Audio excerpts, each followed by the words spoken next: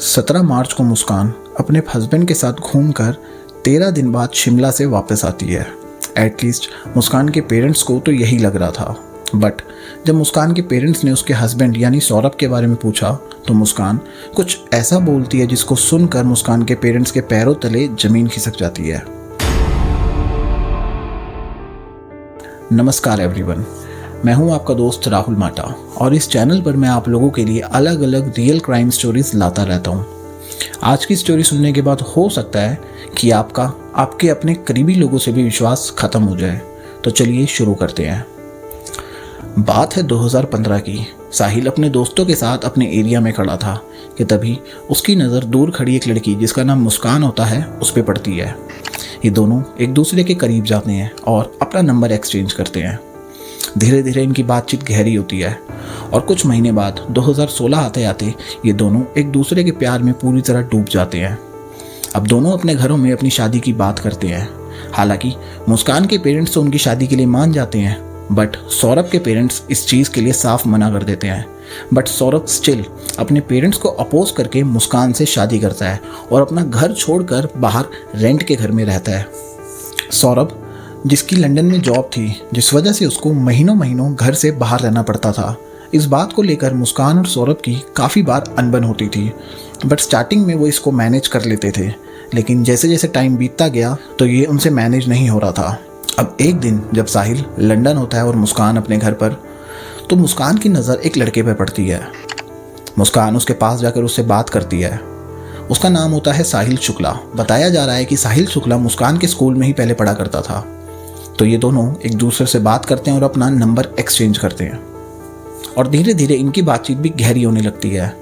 और फिर मुस्कान साहिल को अपने घर बुलाती है और साहिल भी खुशी खुशी उसके घर जाता है। काफ़ी सालों तक ये चलता है, लेकिन सौरभ को इसकी भनक तक नहीं थी। सौरभ हर बार अपने घर आता और चैन से रहता, बट सौरभ को नहीं पता था कि उसकी पीठ पीछे मुस्कान क्या कर रही है। लेकिन एक बार 2023 में जब सौरभ घर आता है तो सौरभ का लैंडलॉर्ड सौरभ को अकेले में बुला के कहता है कि तुम्हारे पीछे तुम्हारी पत्नी से मिलने कोई और मर्द आता है और तुम्हारी पत्नी और वो साथ में शराब भी पीते हैं। सौरभ इस बात पर पहले यकीन नहीं करता, बट वो चुपचाप जाकर मुस्कान की चैट्स चेक करता है और फिर वो लैंडलॉर्ड की बात सही साबित होती है। सौरभ काफ़ी उदास होता है, काफ़ी परेशान होता है, मुस्कान से लड़ता है, झगड़ता है। वो इवन ये तक कह देता है कि हम डाइवोर्स ले लेते हैं। बट मुस्कान सौरभ को छोड़ने के लिए बिल्कुल एग्री नहीं थी। वो जैसे ना तैसे सौरभ को समझा बुझा देती है कि मैं आज के बाद ऐसा काम नहीं करूँगी। सौरभ शांत हो जाता है, बट उसके मन में ये चलता रहता है। तो इस बार जब वो वापस लंदन जाता है तो 1.5-2 साल तक अपने घर वापस नहीं आता, क्योंकि वो मुस्कान की इस हरकत से काफ़ी नाराज़ था। बट 2025 में वो वापस आकर अपनी वाइफ और अपनी बच्ची को सरप्राइज़ देने की सोचता है। वो डिसाइड करता है वो डिसाइड करता है कि फरवरी के महीने में वो अपने घर जाएगा, क्योंकि 25 फ़रवरी को उसकी बेटी का और 28 फरवरी को मुस्कान का बर्थडे आना है। वो दोनों को जाके सरप्राइज़ देगा। लेकिन उसको नहीं पता था कि मुस्कान और साहिल ने भी उसके लिए कुछ प्लान किया हुआ है। तो 24 फरवरी को सौरभ अपने घर पहुंचता है। मुस्कान उसको शराब ऑफर करती है और काफ़ी ट्राई करती है कि वो शराब पी ले, बट सौरभ उस दिन शराब नहीं पीता। तो मुस्कान और साहिल ने जो प्लान किया हुआ था वो अपनी प्लानिंग को 4 मार्च पे पोस्टपोन कर देते हैं। 4 मार्च पर क्यों? क्योंकि 3 मार्च को सौरभ और मुस्कान की बेटी का लास्ट एग्ज़ाम था। अब 4 मार्च का दिन आता है। मुस्कान वो सब बनाती है जो सौरभ को पसंद होता है, लेकिन सौरभ को क्या पता था कि ये दिन उसका आखिरी दिन होगा। मुस्कान खाने के अंदर नशे की दवाई मिला देती है। सौरभ खुशी खुशी वो खाना खाता है और थोड़ी देर में ही बेहोश हो जाता है।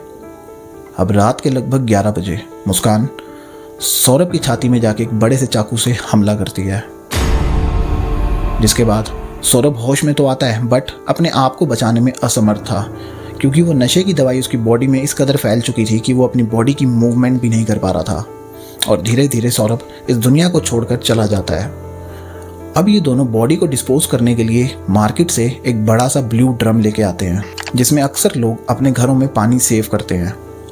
जिसके बाद वो 3-4 कट्टे सीमेंट के लाते हैं। अब साहिल सौरभ की बॉडी के छोटे छोटे टुकड़े कर देता है, जिसके बाद उसकी बॉडी के टुकड़ों को वो उस ड्रम में डाल देता है। ऊपर से उसके अंदर पानी और सीमेंट का घोल डाल देता है। 4 मार्च को ये सब होता है और 5 मार्च को मुस्कान अपने घर में बताती है कि वो सौरभ के साथ यानी अपने पति के साथ शिमला घूमने जा रही है। तो इस बार वो होली पे अपने घर नहीं आ पाएगी। उसके पेरेंट्स को थोड़ा ऑड तो लगता है, बट उसके पेरेंट्स को पता था कि मुस्कान और सौरभ में कुछ अनबन है। चलो अच्छी बात है, इस बहाने ये दोनों एक साथ टाइम स्पेंड करेंगे। तो उसके घर वाले कुछ नहीं बोलते, बट मुस्कान साहिल के साथ शिमला का ट्रिप बनाती है और 12-13 दिन शिमला में घूम के आने के बाद जब वो वापस अपने घर आती है तो उसके पेरेंट्स बार बार सौरभ के बारे में पूछते हैं, जिसमें मुस्कान परेशान होकर बता देती है कि मैंने उसको मार डाला। ये सुनने के बाद उसके पेरेंट्स के पैरों तले ज़मीन खिसक जाती है। उसके पेरेंट्स खुद 18 मार्च को पुलिस स्टेशन में उसकी कंप्लेंट करते हैं। पुलिस वाले जब मुस्कान के घर जाके चेक करते हैं तो उनको कोई भी सुराग नहीं मिलता। तो मुस्कान बताती है कि वो उस ड्रम को चेक करे और उस ड्रम को देखने के बाद पुलिस वालों के होश उड़ जाते हैं और फिर मुस्कान और उसके आशिक साहिल शुक्ला को पकड़ लिया जाता है। मुझे ऐसा लगता है कि सौरभ की जान बच सकती थी, क्योंकि सौरभ तो ऑलरेडी मुस्कान को डाइवोर्स देने के लिए रेडी हो गया था। लेकिन मुस्कान बाद में पुलिस को बताती है कि वो कभी भी सौरभ को डाइवोर्स नहीं देना चाहती थी और ना ही वो साहिल शुक्ला से शादी करना चाहती थी। वो बस साहिल शुक्ला की कंपनी एंजॉय करती थी। ये बात शायद साहिल को अभी तक नहीं पता। बहरहाल अब वो जब जेल में अपनी ज़िंदगी काटेगी तो उसको समझ आएगा कि उसने बेवजह अपनी हंसती खेलती ज़िंदगी बर्बाद कर ली। ये थी आज की स्टोरी। अगर वीडियो आपको पसंद आई हो तो लाइक, कमेंट और शेयर ज़रूर करना। ये आप लोगों के लिए तो फ्री है, बट मेरे लिए एक बहुत बड़ी मोटिवेशन का काम करती है। अब मैं आपसे फिर मिलूँगा एक और नई क्राइम स्टोरी के साथ।